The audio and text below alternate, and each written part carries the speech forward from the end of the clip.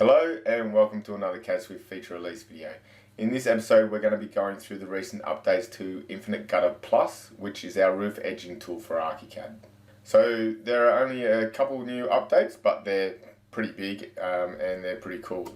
So I'll just show you the list and we can view that in the actual object in the information. So here you can see the last two updates. I've only been recording these updates as of recent, so that's why there's not more in there. But you can see we've added component catalogues and also custom profiles to the fascia and gutter. So these are big improvements. Firstly, the custom profiles. So if we go into the fascia, you can now see that there is timber, steel, and a third option, polygon. So the polygon basically allows you to manipulate your own profile for that element. If we go to the gutter aspect, you can see we've also got a polygon component in there, so you can also create your own profiles for gutters. So what this means is you can get the exact profile or the sizes that you want for your project. You can also use it to replicate actual real life products so that you can make sure that you're getting the correct detail. So let's have a look at how that's done. I've downloaded a couple products from a local manufacturer who happen to have ArchiCAD content. So I downloaded these profiles so that I could get the correct profiles and mimic them in Infinite Gutter Plus. So these are the two objects here. We'll just have a look at them in 3D as well. So I've downloaded a fascia profile and a gutter profile. Obviously I was pleased that they had ArchiCAD content, but I didn't have high hopes in the content, and on opening it I found out that it was actually created by the profiler, and the 3D script is your typical coordinate geometry stuff. So this is not high quality content, it's just been quickly created with the profile and saved as an object. So let's bring these profiles into a real GDL object. I'll show you how that's done. Firstly, I'm just going to take a section of this element so I can get a flat representation of the profile. So this is going to be the profile that I will follow. Now let's go into our tool and let's turn on our profiles. We've got the polygon profile applied to the gutter, and I'm pretty sure we applied it to the fascia as well. Yes, polygon. Okay, so they're all set, ready to be modified. Got our guides set to the profiles. Click OK, and you can see that brings up this little profile guide for us. So this is our fascia profile here at the moment, and this is our gutter profile. And we need to change it to what is in that elevation. So what we're going to do, pick that elevation, show as a trace reference. Now we want to move this .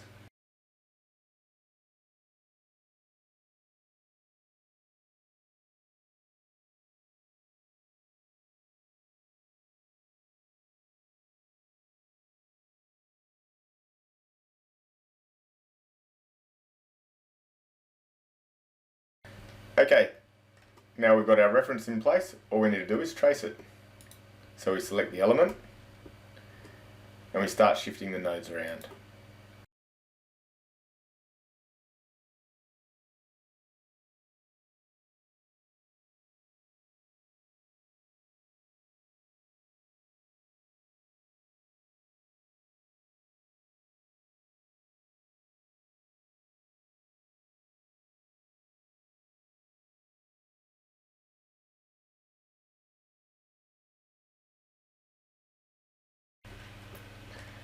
Okay, so that's the general external profile of the shape, but we now have the centerpiece. So we can sort of control the number of polygons, the geometric detail here by sort of not overdoing this. We could simply follow this line back and create the exact thickness. I'll have to put some curves on these edges.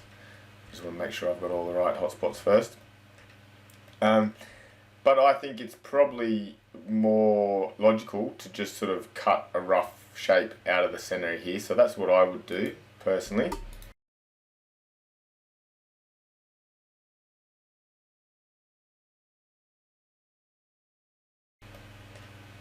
And do something like that. That's typically how I would do it for the purposes of generating the geometry efficiently.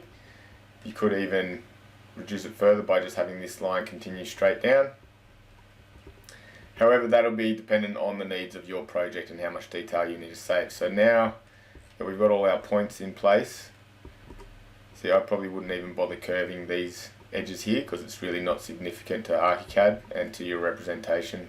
So I wouldn't bother curving those edges for those elements, but I'd definitely do it to these corner ones, as it will affect the appearance.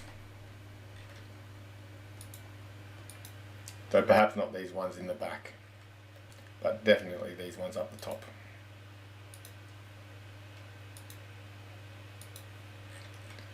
Okay, so that's our fascia profile. Now, let's do the gutter.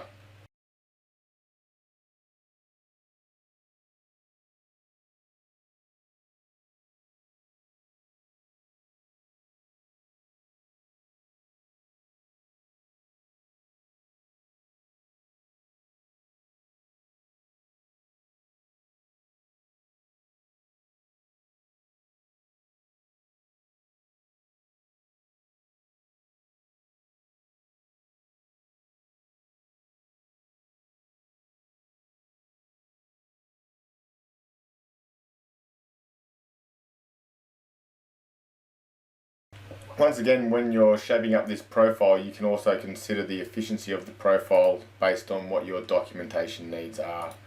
You might only need to really be detailed on the external element, and then you can leave the internal detail a little bit rougher, so that reduces the polygon count. However, we do have efficient functions within this tool to also minimize polygon count. So we have LOD settings that will allow you to see high detailed elements at a minor detail.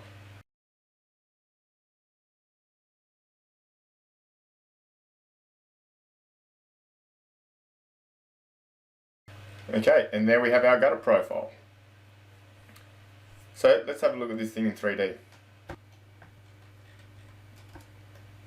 Might help if I turn this spandrel off.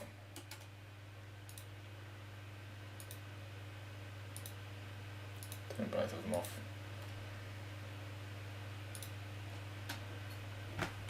And the flashing.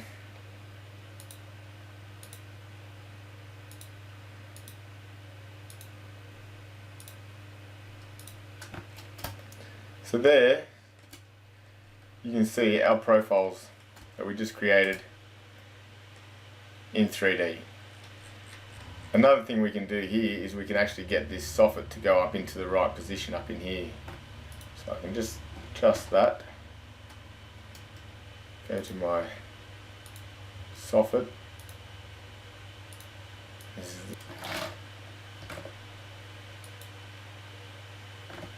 okay, so that is now our soffit, place relevant to the fascia profile that we developed.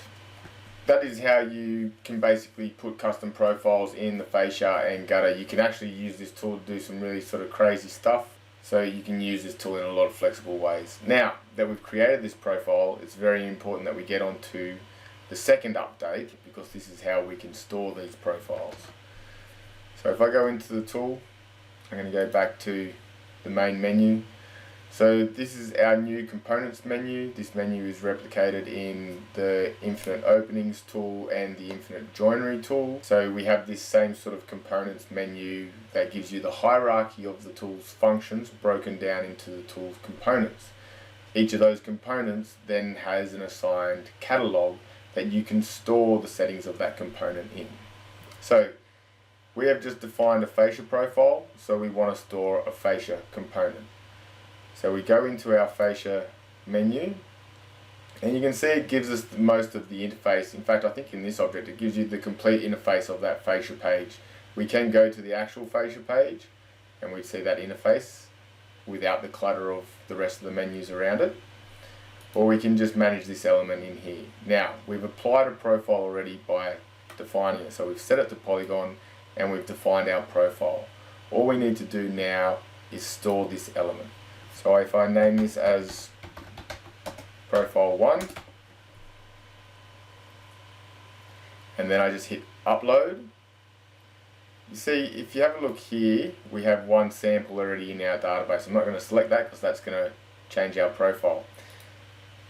If I upload this, we still only have the one element there. That's because this description has been uploaded to the database, but that data then needs to be brought back into the object, so you need to hit the download. So the process is name, upload, download, then it will appear in your list. And see, when I hit that download, we've got a few other profiles here that I've been working on that hadn't been refreshed in this object. So here's our profile 1, so we can now go down and select that profile, and that's locked that element. We now need to do the same for the gutter. So let's minimize that, and we'll go into our gutter. Once again, all we need to do is create a name. I'm going to call this also profile 1.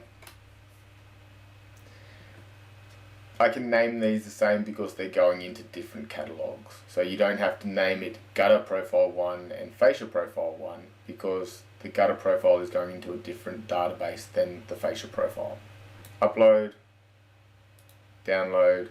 Now, an efficient way to select this from the list is, rather than going into the list and selecting it, you can just simply hit the lock button, and it'll select the item from the list that is named in the set component name. Okay, now with both those elements locked to the profiles that we've defined, let's have a look in 3D. Okay, everything looks as it should. If we go to the 2D view, we have a look at our profile and we try and edit it, we can see that it doesn't allow us to edit that profile because it is locked down.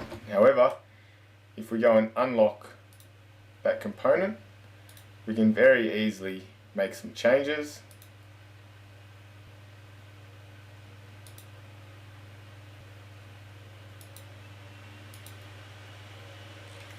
And then I could update this profile,